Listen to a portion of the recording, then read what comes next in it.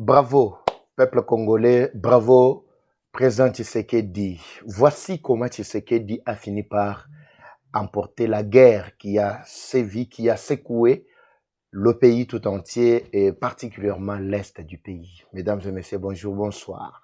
Tout doit dépendre de l'heure à laquelle vous allez nous suivre. Merci de votre fidélité. Nous allons vous parler dans quelques minutes et puis répartir parce que nous avons pas mal d'activités à faire, plus particulièrement l'affaire de l'Est. On me signale déjà la fuite du M23 à Kibati, les affrontements qui y ont éclaté également à Nyabiondo et les éléments ont fui complètement. Les Wazalendo ne jurent que par qu'on récupère Mabele Mabango avant même départ. Il y a soi-disant Nyangarakata wana M23. Alors, ndema solo toko lobela mukolo mwalelo bandeko balandi. Ce qui peut revenir un tout petit peu mukolo mwalobi concernant maimalekana ki mukolo mwalobi incompréhension moboyoka ki nakacha Uvira. Je vais glisser un mot. Pourquoi pas également kosilisa na dossier oyo ya coup d'état raté. Papa Eva mais Magamo coup d'état raté au lobela ngote. Merci beaucoup. Que le Seigneur vous bénisse. Merci de votre fidélité surtout. Bienvenue à ce magazine d'actualité générale en République démocratique du Congo, plus particulièrement à l'est du pays, Bandeko Balandi. Une partie de mon pays qui a été secouée par les ennemis, mais aujourd'hui à genoux. Lelo bakomina mabolongo nenge tozolo baboy. Merci. Papa Eva Ozalaki wapi journal lelo mobimba, oui, effectivement toute la journée j'étais pas là. Nabisabino ke biso toza ba wazalendo, toza ba terrain. Fallait to gagner terrain, fallait te déplacer. J'ai effectué une longue distance aujourd'hui de plus de 300 km pour arriver à un lieu où il fallait recueillir bien d'autres informations que je vais vous annoncer demain. Alors, c'était pratiquement impossible bisika na Zwamaki pour être na pesa bino ba information. Mais nazongi et pas nangate, ça fait longtemps que je suis pas chez moi, mais nazaga na bamata kita justement pour le bien-être de la population. Magamo coup d'état, papa va le belango te poanine. Une précision avant de décortiquer le sujet de mukolo mwalelo. Je ne me prononce pas parce que tout le monde sait prononcer. Papa va mettre landi, bandekono va le belango mais yo, oza complice, o le belango te poanine. Non, non, je ne me prononce pas parce que bandekono ngamsou va se prononcer. Je me prononce quand j'ai tous les éléments. Soki nazana ba élément nyon sauté nakoko yebisa bino likambo te. Par rapport à onga nazui, c'est ainsi que je vais me prononcer aujourd'hui. Parce que biso de mutu to bandaki dossier wana to bandako landela yango to kantsaki lokola masse ki to avertissa quand ndenge to lobaka régulièrement. Mais suka to yeko se rendre compte que ezalaki na impact pe bakangaki batongo. Ndenge ba service ya sécurité ba yoga na biso. Je vais dire un mot de là-bas. Avant tout, je salue Bandeko tout de partout. Bandeko Goma Babi, en tout cas, Mikolo Bossani Bisso. Si on est là, c'est à cause de vous. Bamedie Bele Bako Kanga, Bitumba Lelo et Sili. Tu sais que y a Sisi Bitumba. Bon, mon Bamedie Bele ou Yaki Lokola Bambinjo. Bako Kanga, Nazo Sabino. Ba YouTube, bon, ba non, mon a copier-coller. Bazana Bilo côté, ils n'ont rien à produire. Bon, banda omona nga ba copier coller ba yoki kande komoko afingi tseke di ba copier ba zui ba tchena kacha média na bango. Constatez déjà dès maintenant bo mona ba média nyonso pro rwandais. Bo mona ke komika muke tata wana soki nani wana kaba subabu alobi ba buzoba nani nga finga ba to wana ba copier ba zui ba tche. Bo yo kaka soki nani wana muto afingi tseke de afingi pouvoir en place to so s'attaquer na pouvoir balamo ba kati ba tche. Donc ba koza le suna malobate, ils n'auront plus la possibilité de se produire. Alors moi ba tika ba chaîne na bango e banda ko tula ya ondo bogomona bako banda ko sala bino ba copier coller. Nous sommes là avec vous parce que tozana pona ko pesa bino détails ya makambu nyonso. Alors la bonne étape s'annonce déjà. Oui, je vais maintenant ko kota na kata muzindo ko bimisa ba traître nyonso ya République. Na bisa bino ke soto sisi bitumba nde na koti siko na ba attaque ya ba traître nyonso ya République qui ont échoué, même ceux-là, bao bazapé na motema moko to benga pena courage. Bazo continuer na ko travailler parce qu'après bitumba boye, Il faut makambo là. Très bien. Dossier, il y a signature et c'est les maquis, déclaration conjointe. Et balobaki, je ne négocierai pas avec les pantins, les loto komiwati. Bato batieri Tshisekedi, et olobaki boy, tout ça. L'ignorance tue. Bo pesa mato ya. Bande ko boya ebele. Boya ebele bo benga pe ba voisin ba ebele. Na opesa bino biloko. Avant de commencer, mesdames et messieurs, je commence avec l'histoire. Yamkolo Malobi, je dénonce encore et j'alerte les services de sécurité. Commencez déjà par partager. Je vous avais dit, je devrais revenir avec beaucoup plus de précision quant à une autre poche d'insécurité dans la vallée d'Nkundi. Nous sommes au Congo central. C'est la précision que je voulais apporter. Nous avons une vallée, Namboga Nabiso, côté d'abord il y a Luozi. Nous sommes dans le Congo central. Luozi, avant d'abord on a côté dans dossier à Luozi. Je termine d'abord mon malentendu, mon côté, mon précision, mon kepe na mamatali. Pour Oya Kabila ya MGT, Oezali na matadi. Pour Wana Kabila nde na bisagino ke eza juste à gauche soko komi na pont maréchal. Omoni otemi na pont maréchal. Papa va ozalaki wana, j'étais là. Est-ce qu'image eza? Bon, image eza te longue déjà.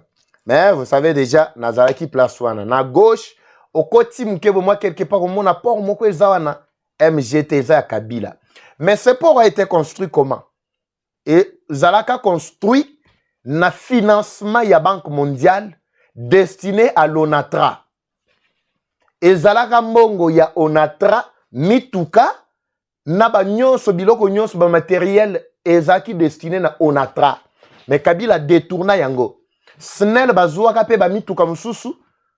Bazwa ye bati nenge na zolo baboy. Bazwa ka pe ba mituka mususu. Kabila détourné ba matériel wana akeko construire yango port o ezali ya ye privé otobengi port MGT to port wa Ledia. La Ledia te. Oui, Ledia zalaka. Mutumoko mtoba faire na kati ya Congo central to yebi. Na époque à Mobutu, je ne peux pas revenir sur l'histoire ya Ledia. Ngana zamwa na Congo central. Mamna zolo ba oyo bandeko nanga tu ya Congo central bako certifié yango. Alors actuellement na pouvoir à Kabila oyo nebo yebi, Kabila salaka bato ebele batamaka sima ya bato wana. Ezalata na ba oyo ba Rwandais plutôt ba Indien, ba mona ba Mami Kankonde. Ba ba yebi Mami Kankonde ba yebi. Mais aza chinoise. Ezalaka yete Kabila. Na Kinshasa mobimbawa biloko nyonso bo mona bokoti bobimi boye tout ça alimentation boutique Mami Kankonde ezalaka Kabila. MGT Ledia ya Kabila. Sikoyo mbongo ezalaki destiné ata o bakin marché bozomona na lobelaki makambo bakin marché eza Kabila. Oui, eza Kabila. Na kolezi kutu na bombi na mwa makambo moko na koloba prochainement. Ndeko lobi ben papé va o lobeli makambo ya ba résidence à Kabila na kolezi te. Non. Je vous dirai tout, ne vous en faites pas, ne soyez pas pressés. Na bismino ke ba enquête na ya Grand Katanga jusque là na tie yangote. Musala nyonso na sala ki na Grand Katanga. Vous vous souvenez, je vous avais bien expliqué. Nana tie yangote et puis boko yoka biloko ekobima. Alors, d'abord par rapport il y a dossier oya MGT mbongo ezalaki destiné ya ONATRA batiaki ONATRA à genoux ou ezalaki à l'état pour ko créer ya bango privé pour côté la bango mbongo na ba poche na bango. Mais les Congolais qui ne voient pas bazana kacha ko acclamer Kabila. Les Congolais qui ne voient pas. Pourquoi? Parce que ba miette moko mkimike ezali ko membo kezo kende libosote liburu batimolaki. Alors, mbongo nyonso wana Kabila ke ko sala nango pour na ye wana ya MGT. C'était une précision moko na ngana PSP Constant Mutamba ayeba ke non dossier il faut balandela ngo pe mo malamu. Bobwa kabiloko botindela bango ba biloko. Des deux ndenge na utu kolobela amakambo Luozi. Na kati ya Luozi tozali na précisément na Munguluwala. Munguluwala ezali localité moko ya Nkundi. Boyebi yango malamu ezalaka centre agricole ya Nkundi. Bana Congo central boyebi mamnazoloba.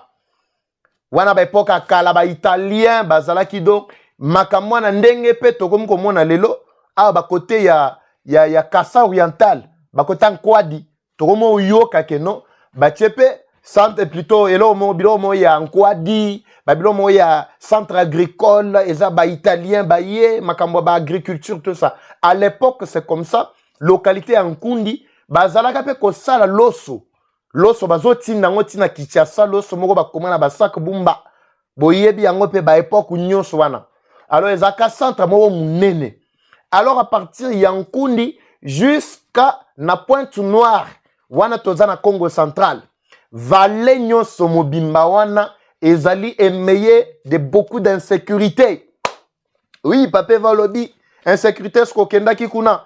Makam nazoloba naza na ba preuve. J'invite l'État congolais à s'investir, à déployer service et sécurité côté wana. Vallée nyonso la vallée d'Nkundi.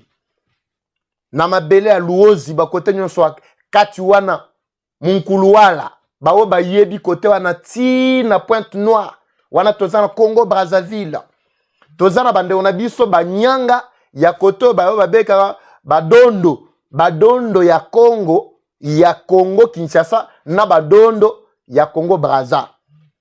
Biso na ngambo babenga biso badondo ya Congo Kinshasa, bango na ngambo kuna badondo ya Congo Brazza. C'est-à-dire bandeko na biso manyanga. Mabele nyonso na vallée wana mobimba à partir ya cité localité agricole wana ya Nkundi jusqu'à na Pointe-Noire.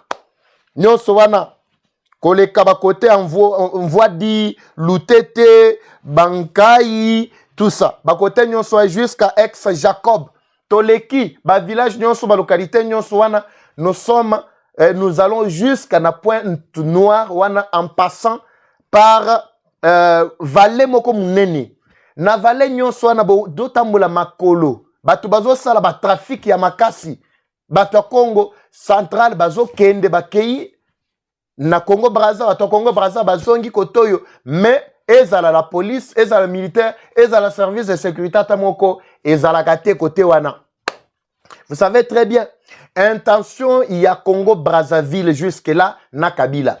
Et selon mes sources, côté nyonso wana ezala qui visité par Kabila, parce que Kabila actuellement celle à Salelaki cité agricole wana et koma qui bien privé na ye. Asalaki bilanga, asalaki babiloko ebele na kati kuna akomisa ngope ferme na ye.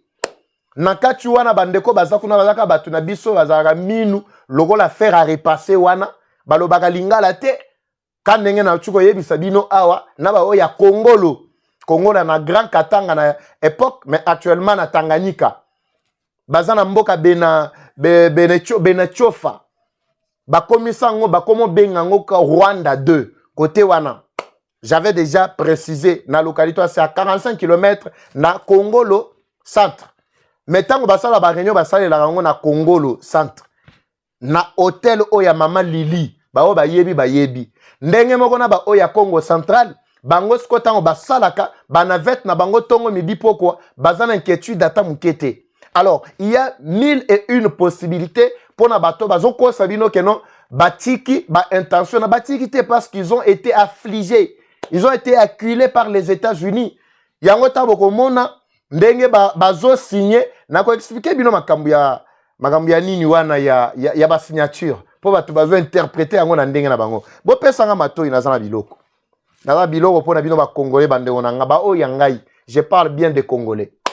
Alors, c'était une précision. Il faut que l'État déploie ba service ya sécurité ba côté nyonso wana. Eza ba côté moko pena l'État bosanaki.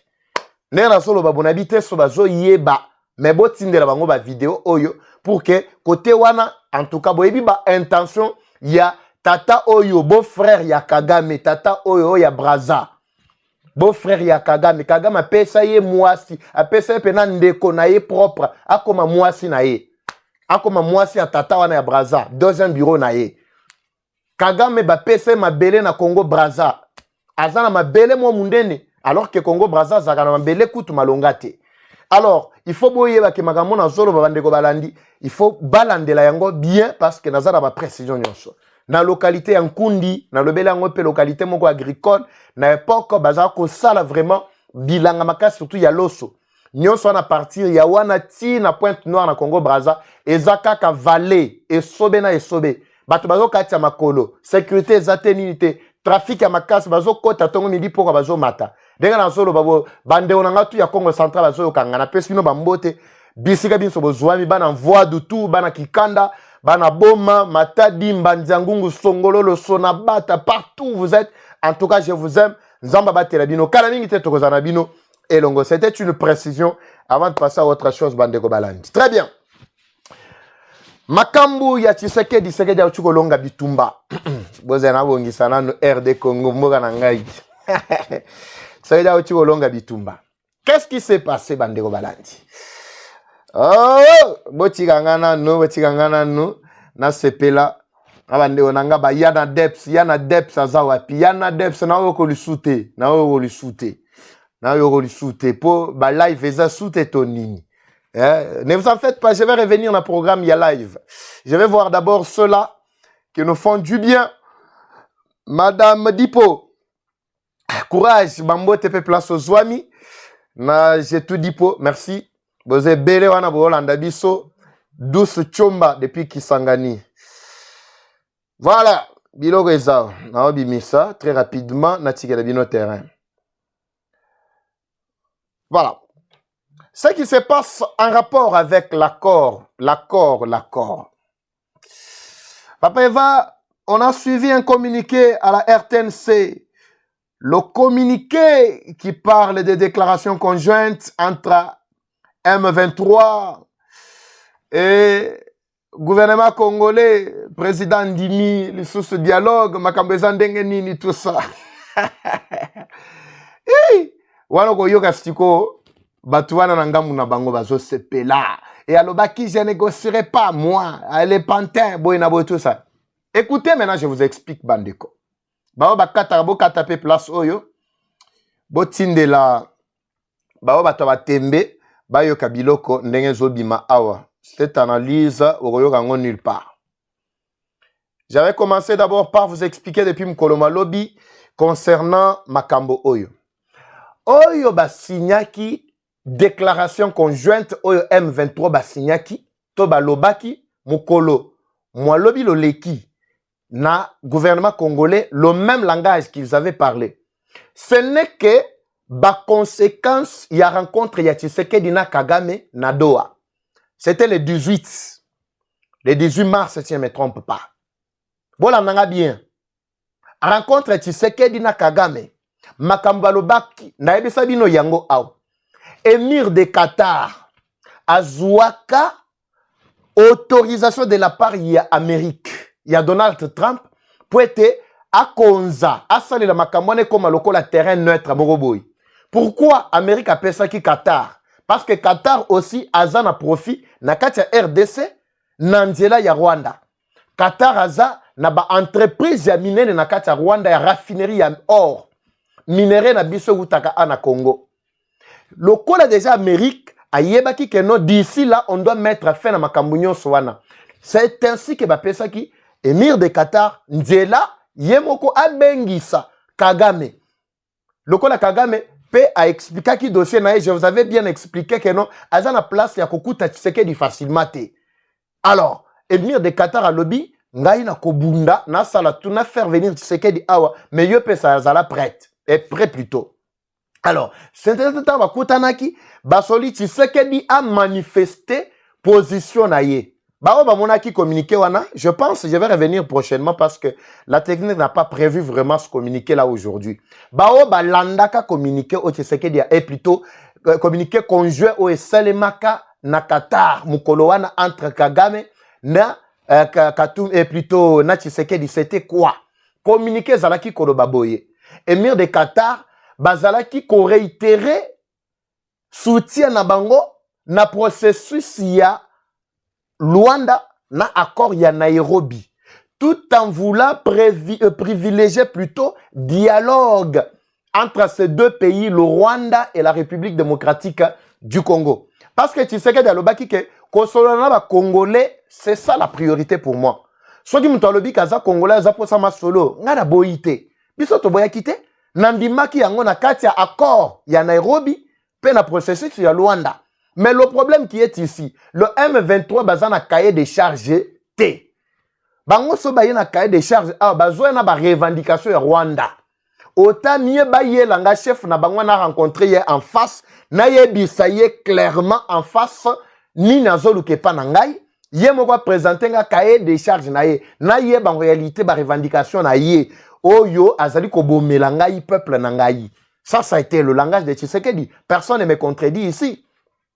Nakacha communiqué na malobana et lobamaki. Lobaki que non, bazo tikala, na cadre ya accord ya Nairobi, na processus ya Luanda. C'est le seul cadre légal autolobelaki. C'est la position de Tshisekedi de longtemps. Même na au sommet salé maki ya EAC, na SADC, tout ça. C'est ça que Tshisekedi avait dit. Et puis, à l'obaki que une obligation avant toute négociation, avant tout dialogue, d'abord le retrait immédiat sans condition, il y a des troupes sur Rwanda sur le sol congolais. C'est à l'obaki que ce n'est pas que Zanga, Makasi, Ndemtesali, que non a non. C'est parce que n'alingite que peuple n'a koufa. Le ko la bango ba koti sans raison, babi makandenge ba kotaki. Wana maloba Tshisekedi, ayebisaki émir de Qatar, ayebisaki Kagame en présence. Il y a émir de Qatar. Kagame lobinga nandimi ko retirer ba militaire nanga na sol congolais. Mais yo pe il faut yo kabatuana ya M23. Tu sais que ya lobi wana eza nango na problème te. Soki koyoka bango to koyoka bango parce qu'il y a déjà le cadre bien établi pour na koyoka ba groupe armé nyonso. Bango pe baza ba groupe armé na ba rebelle. To koyoka bango il y a pas de problème. Alors lokola bango ne mutu baza na kati ya ko semer terreur, il faut ba bimisa. Militaire na bino nyonso c'est ainsi que le communiqué a été signé. Ba mona ki communiqué wana te, je pense que à cause qu'il y a mauvaise foi na ko luka ko désinformer réalité, c'est ainsi que bozoyo ka biloko bazo ko sabi na kati ya média. Na biso bino ke vi na bango ekomi na suka. C'est ça en réalité ce qui s'était passé. Alors ko kabwana ba kabwana ki balobi ke non batikali na ko landela scope processus. Du coup Boyokaki, Thomas Lubanga, Bolandanga bien, Thomas Lubanga, ancien rebelle, chef de guerre, tout ça, Ayepe Kolamukalo Bino a lancé Ayepe rébellion à Zobanda partir à Ituri. Pourquoi? Pour qu'il a se faire aussi entendre, pourtant que Senga que Bayoka Ayepe, va considérer Ayepe le mouvement actif en train de causer la terreur. Mais Yaye, et Kotaramai, et Salaka rien. Ba M23 lokola ba activaki na Kabila tantôt ba activaki ba nini na bango ba machine na bango pour que non émir de Qatar yo ka bango pe. C'est ainsi que Kagame benga lobby faut boyo ka batuana to ka pe pour que l'on sache parce que ceux qui n'a bien retiré ngamoko ba militaire sans que to solana bango boyo ka bango pe et koya ko créer pe moi difficulté moko boye ça peut retourner contre mon pays. Parce que M23 bazala qui prêt à kobaluke la Kagame. C'est tout à fait normal. Magambo bako saka FDLR natangela ki bino na ba document na bango moko. Parmi ba groupe ezala ki ko aider bango pour que bako taba déstabiliser boka na biso. FDLR ezala ki parmi o bako saka keno Tshisekedi nde muto soutenir ka FDLR. Mais ezala ki parmi na groupe ya bango moko. Tinya kilima 1, tinya kilima 2, to katanga ni yetu e katami babiloko nyonso lukuta. Ezaki lokola ba groupe ezaki ko aider bango. Vous aviez vu, natangela bino ba document, bamsou na boakeli bango na groupe na biso WhatsApp. Vous avez exploité. Alors, c'est ainsi que Émir de Qatar a kondima M23 a kende kuna ba yokaye. Tango M23 ba komi kuna bazange loko ya kopesa. C'est qui na présence ya délégation ya Congo Kinshasa. Babi oui, loko la déjà ba chef na bino. Tshisekedi d'une part, na Kagame d'autre part, déjà basi ba signé. Na lingina yo kasiko bino, batu bozali ko créer ka batension tongo midi ko bossa la déclaration commune, bossa la ba déclaration conjointe bino mi balé. Kishasa atanga yango pe na RTNC, ba oyo pe ba publier yango na ba communiquer na bango ndenge basalaka. Comme ça, to yeba ke bozolandela yango. Sima yawana ndeto ko ya sikoyo ko fandisa bakolo dossier bango mibale nde bako fanda pour ko signer complètement la fin ya Bitumba parce que Bitumba c'est entre le Rwanda et la RDC, le Rwanda qui a agressé la République démocratique du Congo. L'accord ne pouvait pas être signé sans que tout procédé d'abord na étape parce que les Américains ne veulent pas Mobutu. Bango tan bazo kota c'est ordre yo soko yena Mobutu wana ko zwa par na yo. Alors, tout le monde tuninga papa va mozolo bantuke za solo. Oui, Pona nini a bomoni secrétaire d'État américain nde azali na katikati lokola médiateur, mais il fallait émir de Qatar azalawana. Vous comprenez maintenant makambo na ebisaka bino que non Qatar azuaka malobe wutake pa ya Amérique pona ko fandisa Kabila na et plutôt Tshisekedi na Kagame parce que ce sont des protagonistes. Ce n'est pas groupe armé aux hommes na M23 tout ça. Wana bazaka ba terroristes ba semer na bango ka terreur. Mutuna nini secrétaire d'État o ayeko sala awa. Oyeza lelo le 25. Vendredi le 25 mukolo mwa lelo. Et ça le mi lelo awa ndenge na zolo baboy. Na ebite soko landa ibiso mukolo nini. Oui, eza lelo. Eza lelo. Oh M23 bobandi. M23 Snell. Bolimbisanga vraiment. Bolimbisanga na si ça très rapidement. J'ai déjà abordé le sujet le plus important. Bandeko, ne vous en faites pas. Nous allons régler technique de l'autre côté. Faites-nous plaisir, diminuer. Allez sur la deuxième ligne. Très bien. Très rapidement. Voilà. C'est ce qui se passe. Alors, Tshisekedi asilisi bitumba kandenga ibisa bino kenga na kota ki na pouvoir oyo sans lisasi. Petit mukolo na kobima pe na unité na cohésion nationale na lisasi te. Bitumba oyo bino baza ko kanisa etongo mili poko tozaki na ba front nyonso. Lelo bitumba esili. Tala ndenge bakomi ko sereti bakomi ko bendana. Mwana bendana. Bakomi ka lukuta Uvira FARDC babundi FARDC bakomi osala botusa lukuta na bango. Tozana kacha Uvira. Oui, tozana kacha Uvira très rapidement. Très rapidement na kacha Uvira. Wana na otiele bino sombo yo kase qui s'est passé. On se retrouve tout juste après. Kiakasikia masasi na leo kujuli limani. Très rapidement. Voilà. Ili ni kundi la mzee General Huruma Landa Bango.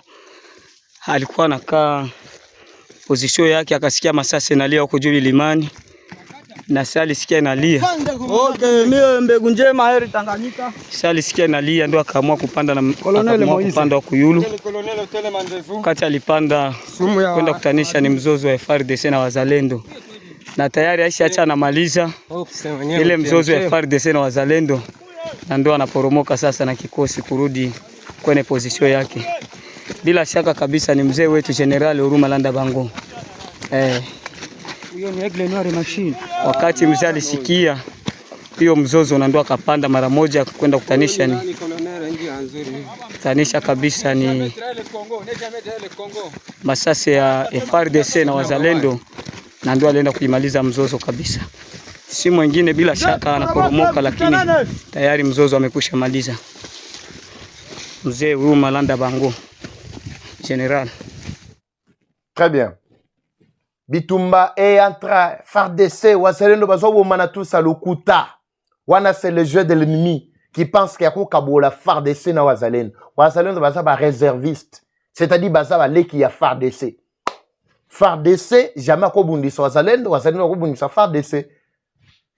Ezalaki problème ya ba tumoko ba utaki na rumangabo. Au soi-disant peloton na bango na tielaki bino audio mkoloma lobi, c'est une précision que je donne. Tango bazalaki koya, il fallait ba recadrer plutôt, ba encadrer bango vraiment plutôt. Yango na ye pona ko recadrer ba propos nyonso lukuta bokosaki bino bitumbe zalaki te. Et puis bomonaki équipe wana ya ba wazalendo na FARDC bazako kita, bazako travailler en collaboration comme toujours. Ah bazako kima ba kimi likolo kuna masisi peli moto ba bastion na bango nyonso peli moto. Na kibati bakimi moto ya bawaza. Alors, pourquoi? Parce que biso bawaza tolobi que non, mangamo ba cesser le fait oui, mais faut pas se retirer dans ma belé ma biso. Cesser le fait oui, mais ba se retirer. Ba se retirer, wana ba wazalendo, na ba opena baza déterminé ba lobi, biso makambu na bango ba cesser le fait to éviter. Poto ndima cesser le fait ka bazala libanda. Boyo ka bango. Toka bango nanu rapidement lokola so ngito lo bela makambo pe ya coup d'état na ngite ke minute za lebele na pesa na lumière mukolo malelo tolanda bandeko na biso balobi c'est le fait biso to boyi biso ba congolais biso ba waza tolingi baza la libanda suivant.